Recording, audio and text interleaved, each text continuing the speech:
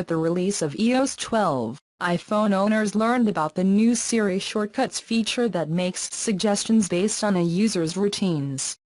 Numerous third-party applications, such as Pandora, Evernote and even Google News, already offer such integration, but one of the most anticipated platforms, Philips Hue, has disappeared. Now that wait is over. Philips Hue users with the latest version of the application received shortcut support today.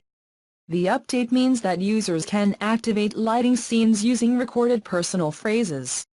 In addition, Siri now learns when certain scenes are used and suggests them for quick activation in the phone lock screen. Siri Search or Siri Face, wrote Philips in his description of the App Store. However, the new features are only available in the Hue Hue V2 square shape. The Hue application can now also interact with other applications and services, which means that a lighting scene can be part of a more elaborate shortcut that can also include playing certain music or changing the sound profile of the phone.